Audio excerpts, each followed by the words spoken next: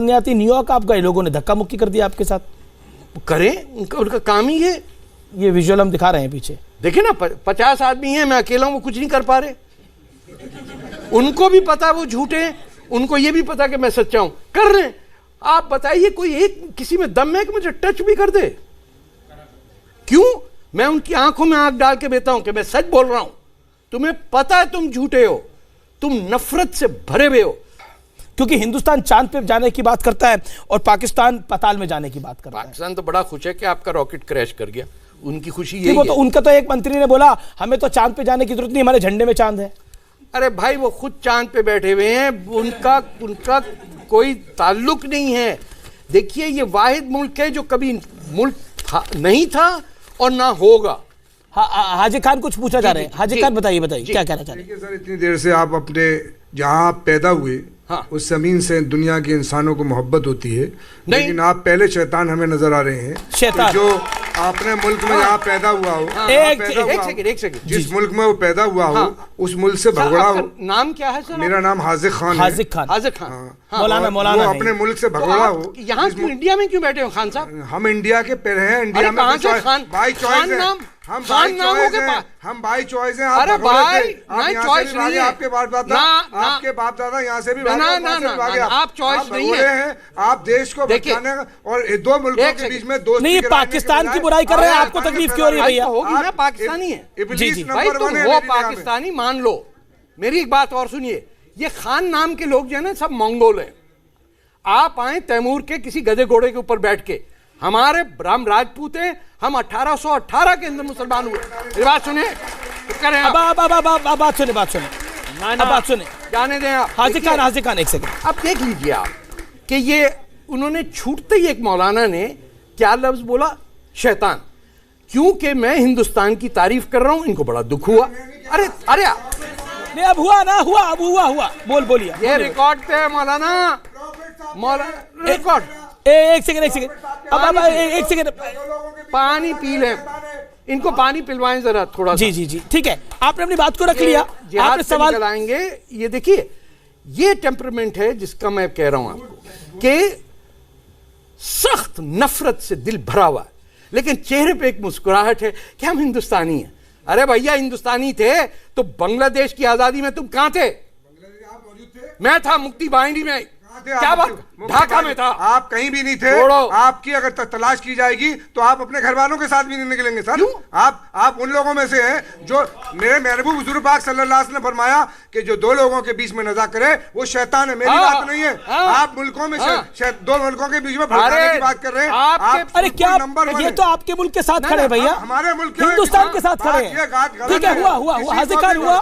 ठीक है, राहुल एक सेकंड, सुबुई भी कुछ कहना चाह रही है। एक सेकंड, सुबुई भी कुछ कहना चाह रही है। आप अपनी बात करें। मुझे ये बात समझ नहीं आ रही है कि देखिए, वो कोई अपनी पर्सनल ओपिनियंस तो दे नहीं रहे हैं, वो आपको फैक्ट्स बता रहे हैं। तो अगर वो पाकिस्तान की बुराई कर रहे हैं, जो कि हमारा दुश्मन मुल्क है, जो आए दिन हमारे हाजिर खान, आप उनके बीच में भी बोल रहे हैं, ये क्या तरीका है? आपने अपनी बात को रख लिया। मस्जिद नहीं है, आपको बुरा क्यों लग रहा है? आप मौलाना साहब, आप उनको तो बोल रहे हैं कि उनको अपनी जमीन से प्यार नहीं है। आपको कितना प्यार है अपनी जमीन से? ठीक है, सुबुई हिंदुस्तान से। इन्होंने पहले यूपी और बिहार और यहाँ सबके जितने खान थे ना, ये खान नहीं है, नून वाले नहीं, ये नूनुन्ना वाले हैं। ये जाली पठान, ये शाहजहांपुर के पठान है। दूसरी चीज, ये हर महफिल को समझते मस्जिद, ये मंबर पे चढ़ जाते हैं और वहां से डांटना शुरू कर देते हैं। इल्जाम इनके पास क्या है? ये कुफर का इल्जाम लगाते हैं ताकि गुंडा बरादरी जो है इनकी, वो जो बम्बे में रहते हैं जो लोग, जो हर किस्म का गुनाह करने के बाद भी इनके साथ हैं, वो कहेंगे इसका कत्ल कर दो। मैं ये तो वो हो गया, अब इसकी गर्दन काटेंगे हम। ये इनका आज तक इमाम हुसैन से लेके आज तक गर्दन काटने की, ये अबू सुफियान के कैटेगरी के लोग हैं। ये सिर्फ कत्लेआम करने का। अब मैं क्विकली कुछ और मुद्दों पर आता हूं। भारत सरकार ने पाकिस्तान, अफगानिस्तान और बांग्लादेश से अल्पसंख्यकों को नागरिकता वो देने जा रही है जो प्रताड़ित है। क्या आपको लगता है क्योंकि आप पाकिस्तान में रहे, हिंदू, ईसाई, बौद्ध, जैन तो शायद उधर होंगे नहीं, मुझे नहीं लगता, प्रताड़ित है कि ऐसे ही ये पूरी हवा बनाई जा रही है? नहीं सर, बहुत बुरी हालत है। मैं इस मसीहियों की बता रहा हूं। आपको भी बुरा लग रहा है? आप भी मुसलमान हैं? नहीं, मेरे लिए तो पाकिस्तान बनना एक गुनाह है और झूठ बोलना गुनाह है। मुझे सबसे बड़ा एतराज मुसलमानों पर यह है कि कुरान ने साफ कहा कि सच बोलो उस वक्त भी जब उस सच से आपको पर्सनल नुकसान हो। ये झूठ बोल बोल के पाकिस्तान में शैतान भी कह दिया गया आपको, शैतान भी कह दिया, बहुत कुछ कहते हैं। इनके पास वोकैबुलरी कम है, इन्होंने कुछ किताबें पढ़ी नहीं है। इनसे पूछिए कि फिजिक्स क्या होती, दे डोंट नो। वो कहते हैं हराम है। आप मुझे एक बात बताइए, जब लाउड स्पीकर आया हिंदुस्तान में तो किसने फतवा लगाया कि लाउड स्पीकर हराम है? किसी को पता है? यहाँ पता तो आपकी मस्जिदों ने कहा, मौलाना ने कहा, देवबंदी उसने कहा कि मेगाफोन और लाउड स्पीकर शैतान की आवाज है, पाबंदी, फतवा लगा अगेंस्ट। जब बाद में होश आया कि यार इससे तो 5 वक्त दिन में हर एक का नाक में दम कर सकते हैं हम, उन्हें लाउड स्पीकर लगा के बीच हिंदू मोहल्ले में अजानें चल रही हैं, बता रहे हैं हम लाउड स्पीकर बंद करें। जी जी जी जी लाउड जी जी जी जी ठीक। अब 10 सेकंड में सवाल पूछिए। हाँ पूछिए, पीछे लेके जाइए, सवाल पूछिए। मैं सवाल नहीं पूछ रहा हूँ, मैं ये कह रहा हूँ सवाल पूछे ना, आपका जवाब जो है आप सब मौलानाओं को बेकार बता रहे हैं, मुसलमान को बेकार बता रहे हैं। मैंने मुसलमान को बेकार नहीं कहा, मेरी बात सुनिए, आपको कह रहा हूँ, मेरी बात सुनिए। आप अजान देते हैं, बीजेपी का आदमी हूँ, लाउड स्पीकर, मेरी बात सुनिए, हमें भी गलत लग रहा है। अरे भैया माँ बहने बैठ के आई हैं, वो पाकिस्तान बिल्कुल हमें भी गलत लग रहा है। अरे भैया बेकारी मानेंगे। देखो सब मुसलमान को या सवाल पूछो या मेरे से सवाल सुन लो। मुझे बताओ, कर ही रहे हो सवाल, लाउड स्पीकर मुसलमान खराब नहीं, हर मुसलमान बेकार नहीं हो गया, हर मुसलमान खराब नहीं, भैया ठीक है हुआ। आप समझते हैं कि लाउड स्पीकर में अजान दी जाती है मस्जिद उमैयद के अंदर दमिश्क में?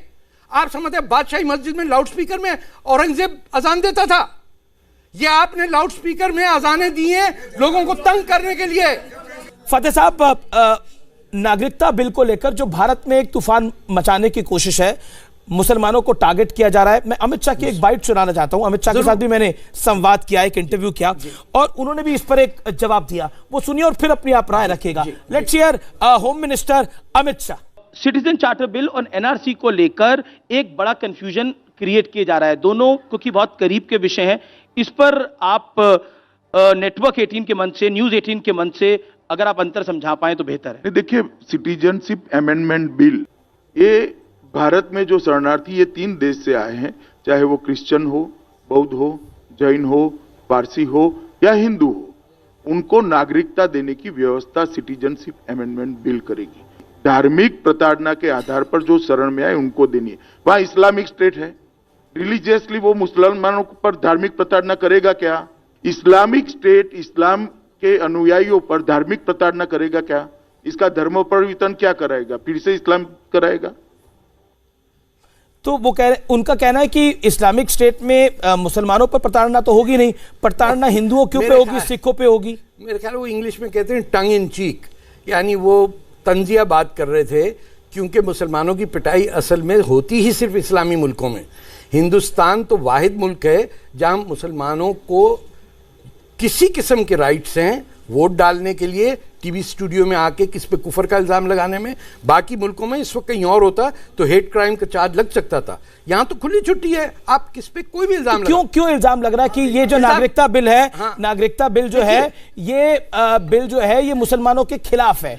क्योंकि मुसलमान लीडरशिप जो है इस मुल्क में, एक तो 2 इस्लाम है इस मुल्क में, एक मुल्ला का इस्लाम है, एक अल्लाह का इस्लाम है, ये समझ ले।